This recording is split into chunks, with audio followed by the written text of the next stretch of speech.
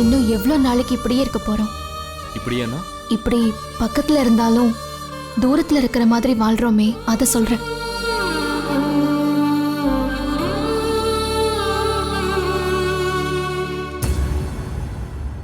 நீங்க இது என் வீடு இல்லைன்னு கோவத்துல சொல்லும் போது நான் உடனே என் வீட்டுக்கு போயிடணுமா? ஏன் எனக்கு அறிவு வேணாம்? இதுதான் என் வீடு, நீங்க இருக்கிற இடத்துல தான் நானும் இருப்பேன் தானே சொல்லிருக்கணும். நெக்ஸ்ட் டைம் நீங்க என்ன வெளியே போன்னு சொன்னாலும் நான் போக மாட்டேன். நீ ஒரு வார்த்தை பேச மாட்டியான்னு சொல்லி அவ தினம் தவம் கிடக்க வேண்டியதா இருக்கு. பத்ரா இடத்துல வேற யாராவது இருந்தாங்கன்னு வச்சுக்கோ, எப்பவோ கிளம்பி போயிருப்பா.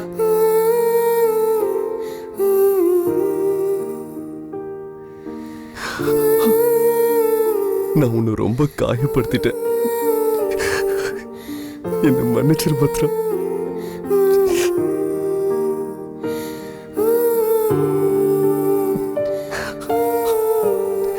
அம்மா சொன்ன மாதிரி உன் கூட நான் வாழாமையே உன்னை இழந்துடணும்னு எனக்கு ரொம்ப பயமா இருக்கு பத்ரா.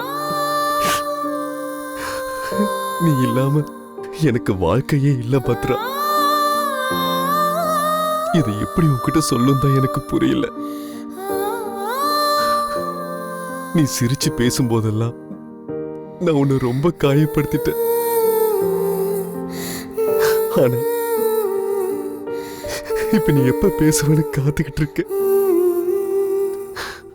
ஒண்ணு கிடைக்காத அப்பதான் அதோட அருமை தெரியும்னு சொல்லுவாங்க. உன் அருமை எனக்கு இப்பதான் புரியுது.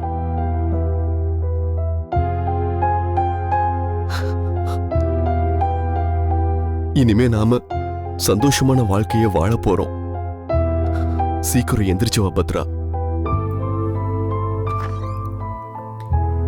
சார், பேஷண்ட்டை டிஸ்டர்ப் பண்ணாதீங்க, வெளியில வெயிட் பண்ணுங்க.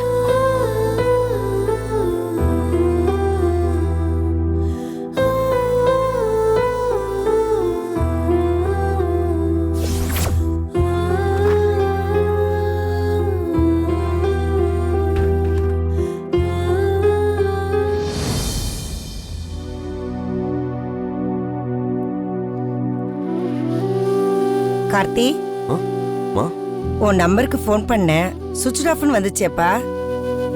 ஆமாமா, சார்ஜ் இல்ல. சரி, பத்ரா கண்ணு முடிச்சிட்டாளா? டாக்டர் என்ன சொன்னாங்க? எப்ப நினைவு திரும்புன்னு தெரியலமா, ஆனா பயப்பட வேண்டியது இல்லைன்னு சொல்லியிருக்காங்க. பத்ராவோட அம்மாவும் அப்பாவும் ஹாஸ்பிட்டல்ல தான் இருக்காங்க. நான் ரெஃப்ரெஷ் ஆயிட்டு கிளம்புறேமா. டேய், நேத்து நான் முழுசா தூங்கவே இல்ல கார்த்தி. நான் வேண்டாத தெய்வமே இல்ல, அந்த தெய்வம் தாப்பா நம்ம பத்ராவை காப்பாத்திருக்கு.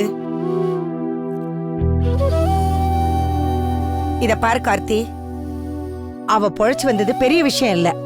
அவ நிம்மதியா வாழணும், அதுதான் நமக்கு முக்கியம்.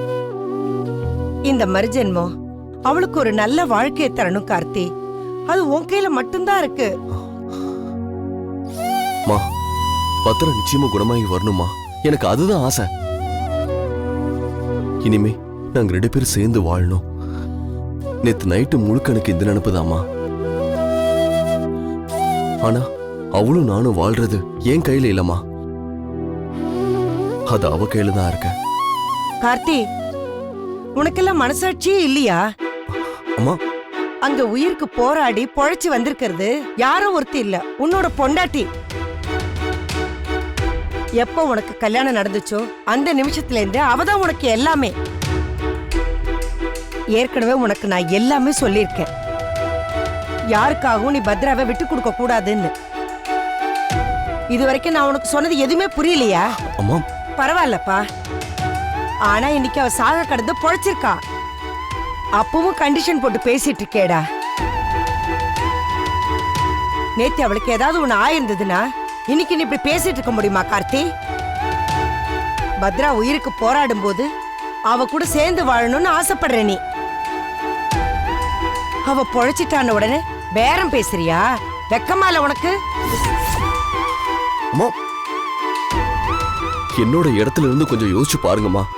ஓ இடத்துல மட்டும் இல்லடா, இந்த வீட்ல எல்லாரோட இடத்துல இருந்தும் நான் யோசிச்சுட்டு தான் இருக்கேன். ஒவ்வொருத்தருக்கும் சுயநலம் இருக்குடா கார்த்தி. அதுல நீயும் பத்ராவும் பலிகடா ஆவாதீங்க.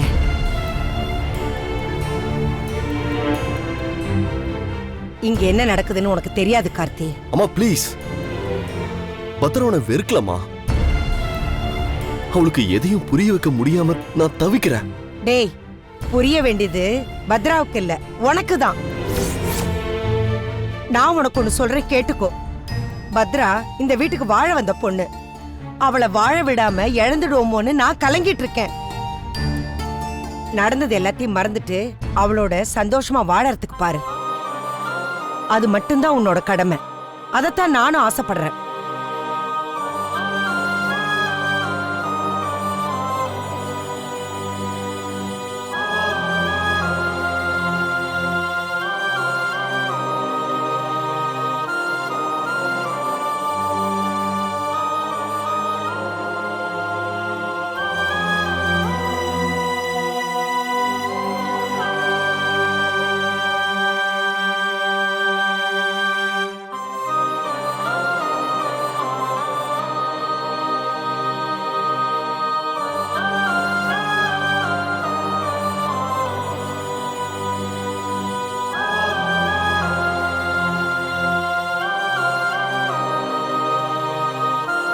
எப்போ உனக்கு கல்யாணம் நடந்துச்சோ அந்த நிமிஷத்துல இருந்து அவதான் உனக்கு எல்லாமே. பத்ரா உயிருக்கு போராடும் போது அவ கூட சேர்ந்து வாழணும்னு ஆசைப்படுற நீ. அவ பொழைச்சிட்டான உடனே பேரம் பேசுறியா? வெக்கமால உனக்கு? நடந்தது எல்லாத்தையும் மறந்துட்டு அவளோட சந்தோஷமா வாழறதுக்கு பாரு. அது மட்டும்தான் உன்னோட கடமை.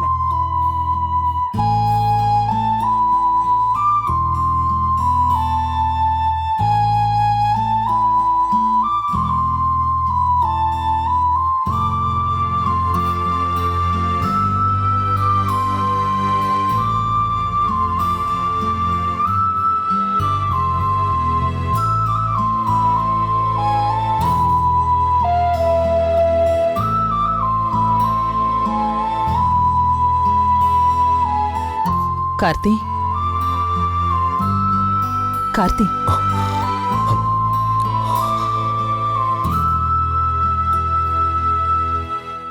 ரொம்ப அப்செட்டா இருக்கியா கார்த்தி? எனக்கு புரியுது. உனக்கு இது எவ்வளவு பெரிய ஷாக்கிங்கா இருக்கும்னு எனக்கு புரியுது. நல்ல வேளை பத்ரா சீரியஸான கண்டிஷனை தாண்டிட்டாங்கிற நியூஸ் தெரிஞ்சதுக்கு அப்புறம் தான் எனக்கு நிம்மதியாச்சு. பத்ராவுக்கு அடிபட்டு ஹாஸ்பிட்டலுக்கு கூட்டிட்டு போறோம். போற வழியிலேயே அவளுக்கு சுயநினைவு இல்லக்கா. ஆனா அப்ப கூட கார்த்தி கார்த்தின்னு தாங்க சொல்லிட்டு இருந்தா.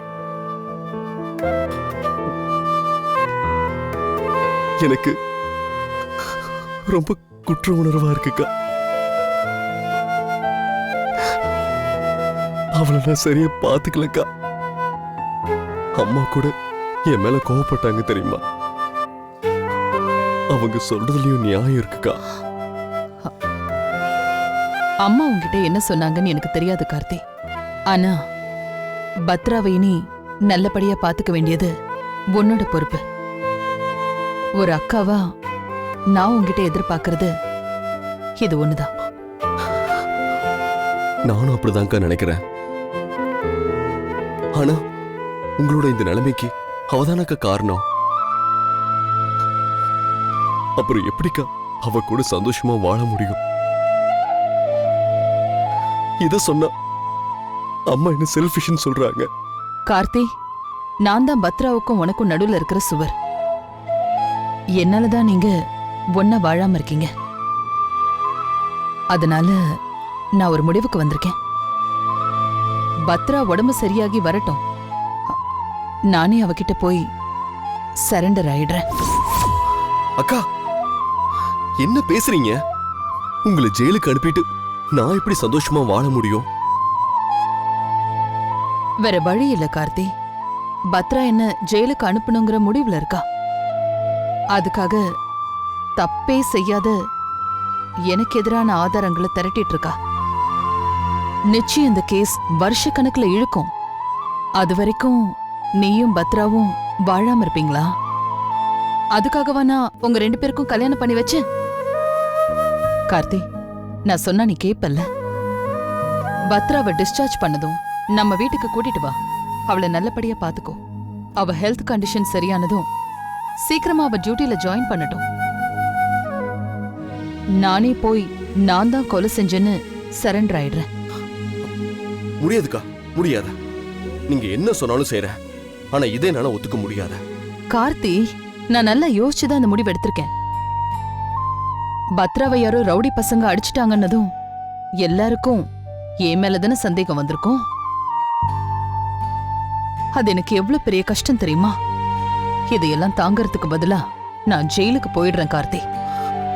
அக்கா, யார் உங்களை என்ன சந்தேகப்பட்டாலும் நான் உங்களை நம்புறேன்க்கா.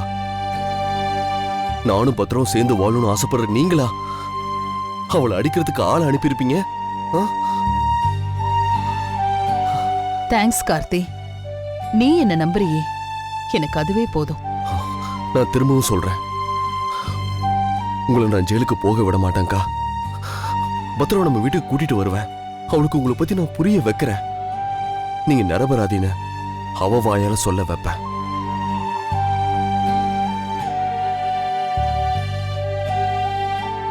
அதுக்கப்புறமா நாங்க சந்தோஷமா வாழ போறத நீங்க பார்க்க தான் போறீங்க.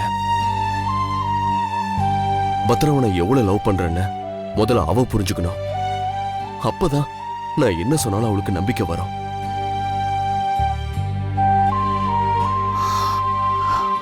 கார்த்தி, நீ சொன்ன மாதிரி நடந்தா சந்தோஷம்.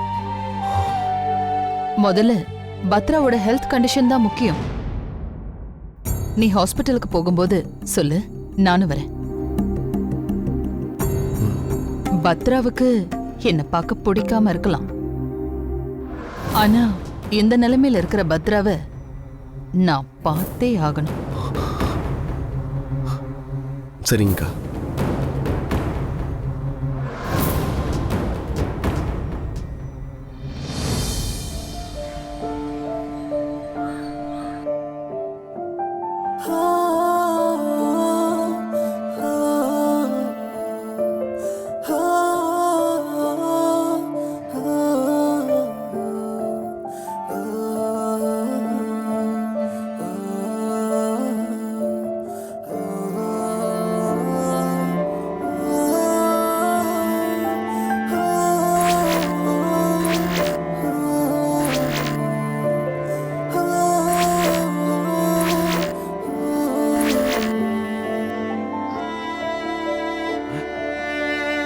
பத்ரா,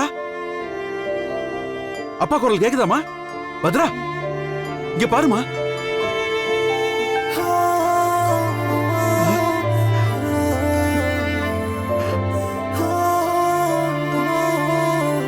பத்ரா, அப்பாவை பாருமா.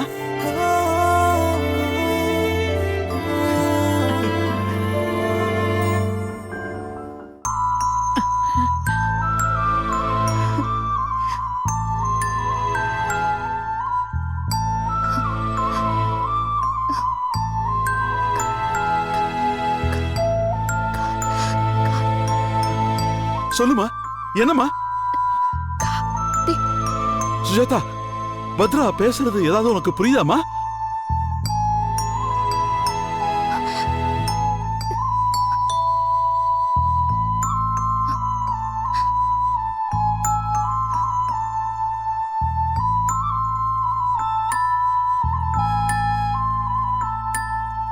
பத்ரா, யாரம்மா யாரம்மா தேடுற? டாக்டரியாமா? வந்துருவாரு பத்ராமா. பத்ரா, யாரம்மா தேடுற? மாப்பிளையா? அவர்தாம்மா நீ அடிபட்ட உடனே இங்க தூக்கிட்டு வந்தாரு. பத்ரா, மாப்பிள எங்கேயும் போகாம ராத்திரி பூரா இங்கேயே தாம்மா இருந்தாரு.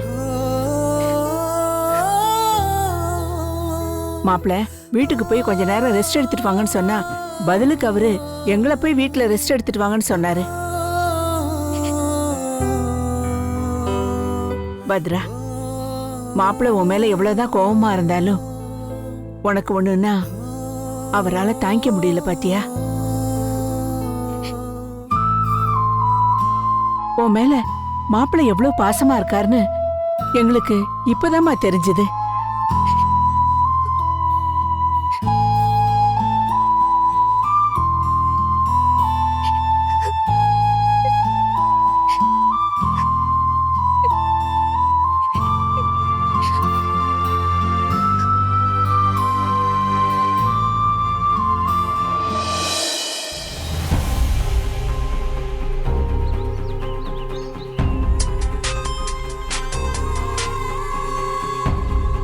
சொல்லுங்கப்பா. அம்மாடி கஸ்தூரி, பத்ரா எப்படிமா இருக்கா?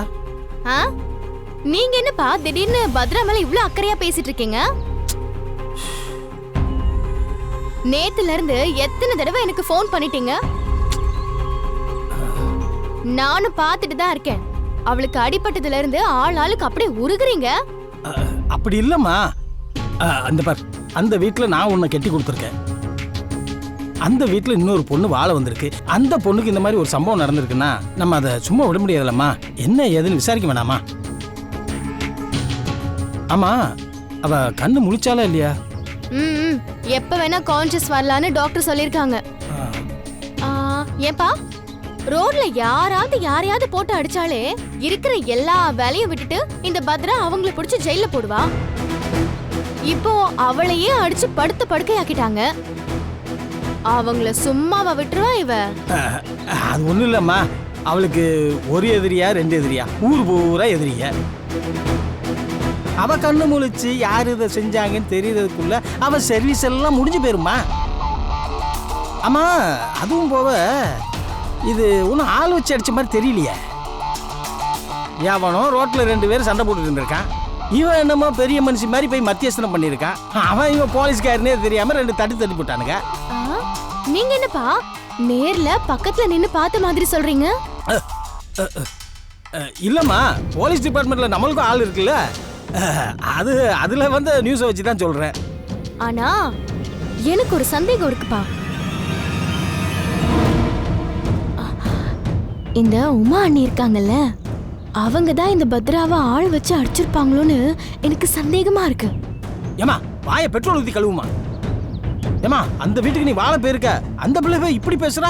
இந்த பாரு, இது மட்டும் உன் மாப்பிள்ள விநாயகத்துக்கு தெரிஞ்சதுன்னு வையே, அவ்வளவுதான். பெட்டி படிக்கலாம் கேட்டு நம்ம வீட்டுக்கு அனுப்பிச்சு விட்டுருவாரு. நல்லா இருப்ப, வாய முடுமா. ஐயோ அப்பா, அவர் இங்க இல்லப்பா. அவர் காதுல எல்லாம் விழாது. அவர் டெல்லிக்கு போயிருக்காரு, இப்பதான் வந்துட்டு இருக்காரு. அப்பா, ஏமா மறுபடியும் இதை மாதிரி யார்ட்டையாவது பேசிடாத. அப்புறம் அந்த பத்ரா கண்ணு முழிச்ச எனக்கு தகவல் கொடு. நம்ம 2 பேரும் போய் பார்த்துட்டு வந்துடலாம். சரிப்பா. சரிம்மா. அப்பா, எங்க அப்பா குதிரைக்குள்ள இல்லைன்னு சொன்ன மாதிரி எங்க அப்பா தான் ஆளை வச்சு அடிச்சாலும் இவ்வளோ ஊர் பூரா சொல்லிடுவா போல இருக்கா. நல்ல பொண்ணை பத்து வச்சிருக்கேன். ஸோ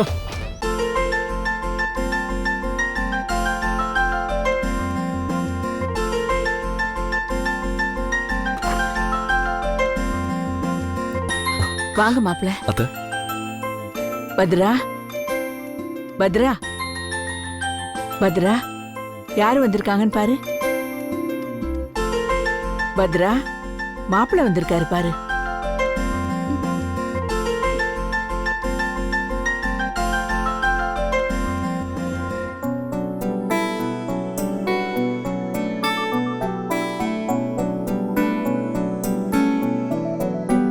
உடம்பு எப்படி இருக்கு பத்ரா?